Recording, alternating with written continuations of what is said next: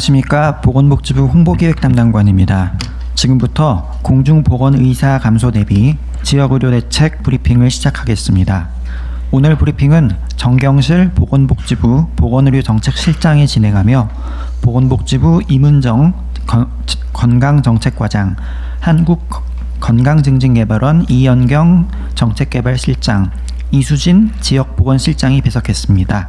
이와 함께 김동호, 윤인지 통역사의 수어 통역이 제공됩니다. 먼저 정경실 보건의료정책실장이 공중보건의사 감소 대비 지역의료 대책에 대해 설명하겠습니다.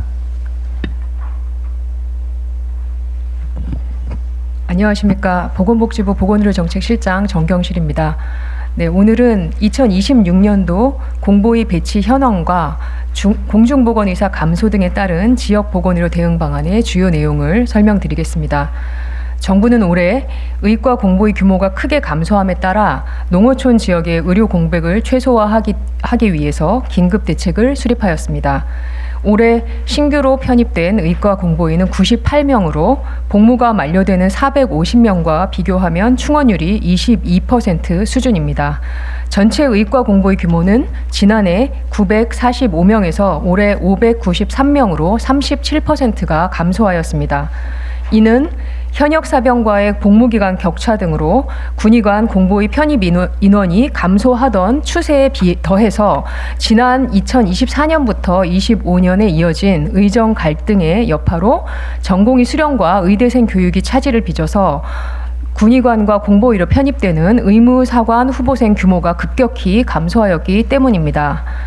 이러한 수련과 교육의 공백이 해소되고 지역의사제로 양성되는 인력이 순차적으로 유입되는 2030년대 초반까지는 공보의 규모가 약 300명에서 500명대를 유지할 것으로 예측이 되며 당분간 지역의료의 어려움이 지속될 것으로 예상됩니다. 이에 정부는 지방의료의 공백을 최소화하기 위해서 지자체와 긴밀히 소통하면서 대책을 마련했습니다. 대책 수립에 앞서서 민간 의료기관과의 거리를 기준으로 1차 의료 취약지를 분석하였으며 취약지에 해당하는 547개 읍면, 532개의 보건지소에 대해서 집중적인 대책을 마련하였습니다. 주요 내용입니다. 첫째, 한정된 공보의를 더 필요한 곳에 배치하겠습니다.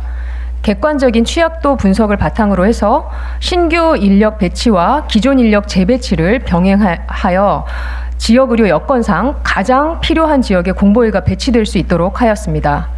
그 결과 농어촌 지역의 보건소, 보건의료원과 보건지소에 총 459명의 의과 공보의가 배치됩니다. 그간 보건지소로 분산 근무하던 공보의 인력을 보건소로 집중 배치하여 순회 진료와 비대면 진료를 실시하도록 하되 도서 벽지와 같이 주변에 민간 의료기관이 없거나 또는 멀리 떨어진 지역인 139개 보건지소에는 공보의 159명을 배치하여 주민 불편을 최소화하겠습니다. 둘째, 의과 공보의가 상주하지 않는 393개 보건지소를 중심으로 진료 기능이 유지될 수 있도록 지역별 기능 개편을 추진하겠습니다.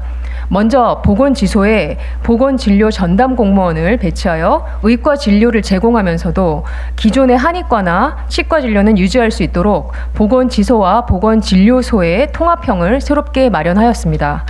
보건진료 전담 공무원은 간호사나 조산사 면허를 가지고 24주 이상의 전문 교육을 받은 지방 공무원으로서 전국 1,894개 보건진료소에서 91종의 의약품을 처방, 응급처치, 예방접종 등의 1차 의료를 이미 제공하고 있는 인력입니다.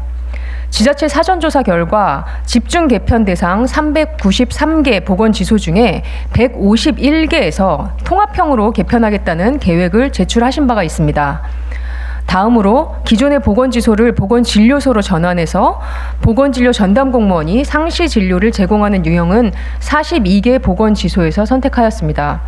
그 외에 200개 보건지소는 현재와 같이 보건소에 배치된 공보의가 보건지소를 주기적으로 순회 진료하는 방식을 채택하였습니다. 민간 의료기관이 충분한 지역의 경우에는 건강증진형 보건지소 또는 건강생활지원센터로 전환하여 노쇠 예방이나 관리 등과 같은 건강증진 기능 강화에 집중하도록 하였습니다. 나아가 중장기적으로는 여러 개의 분산된 보건지소와 보건진료소를 권역별로 묶어서 의료 취약지역 분들에게 포괄적 진료를 제공하는 진료 허브로 거점화하도록 하겠습니다. 의료 인력은 거점에 집중 배치하되 찾아가는 방문 진료를 대폭 강화해서 의료 접근성을 보장하겠습니다. 이러한 거점화 모형이 현장에 잘 안착할 수 있도록 지자체 역량과 추진력 등을 고려하여 예산 지원과 진료 네트워크 구축, 규제 특례 등 패키지 지원도 추진하겠습니다. 셋째, 보건진료 전담 공무원과 공보위의 진료를 보완하기 위해서 비대면 진료와 원격 협진을 활성화하고 이들의 역량 강화에도 힘쓰겠습니다. 디지털 기술에 익숙하지 않은 농어촌 어르신이 비대면 진료를 이용하실 수 있도록 보건소에 근무하는 간호사나 보조 인력이 필요시에 옆에서 안내하고 또 도움을 드릴 수 있도록 하는 한편 취약지 특성을 반영한 별도의 비대면 진료 모형도 개발하도록 하겠습니다. 지방의료원, 민간병의원 등 원격 협진 자문기관을 확대하고 AI 기술을 접목해서 더욱 정확하고 안전한 진료가 이루어지도록 시스템을 고도화하겠습니다. 보건진료 전담 공무원의 임상 역량을 제고하기 위해 직무교육을 강화하고 이들이 수행할 수 있는 경미한 의료 행위의 범위도 합리적으로 정비하겠습니다. 마지막으로 공보위에만 의존하지 않고 다양한 의사 인력을 확보할 수 있도록 지원하겠습니다. 보건소 소속 의사의 인건비 기준을 현실화하기 위해서 행정안전부와 지속 협의하고 내년도 관련 예산 확보에도 총력을 다하겠습니다. 시니어 의사 지원 사업, 또 계약형 지역 필수 의사제 시범 사업, 농어촌 왕진버스 등 기존의 정부 지원 사업을 활용해서 취약 지역을 집중 지원하고 지방의료원 소속 전문의의 보건지소 순회 파견 진료도 활성화하겠습니다. 나아가 공보위 자원을 안정적으로 확보하기 위해서 국방부와 군 복무기간 단축을 적극 협의하고 지역의사제, 공공의대 등을 통해 양성되는 인재들이 지역 보건의료 현장에서 일할 수 있도록 연계체계도 모색하겠습니다. 정부는 이달 안으로 지역 보건의료기관 기능 개편 세부 지침을 배포하여 지자체별 추진 계획을 수립하도록 하고 올해 신규 공보위가 현장에 배치되는 4월부터 본격적으로 대책을 추진할 예정입니다. 그 이전이라도 진료 공백이 우려되는 지역에서는 선제적으로 조치를 취할 수 있도록 하겠습니다. 예산 확보와 법령 개정 등을 통해서 기능 개편이 순조롭게 진행될 수 있도록 제도적 뒷받침을 병행하고 중장기적으로 지역의료체계 개편 방안도 차질 없이 준비해 나가도록 하겠습니다. 이상으로 공중보건의사 감소 등에 따른 지역 보건의료 대응 방안에 대해서 설명드렸습니다. 정부는 취약지 지역 주민이 계신 곳 어디서든 안심하고 진료를 받으실 수 있도록 가능한 모든 자원을 총동원하겠습니다.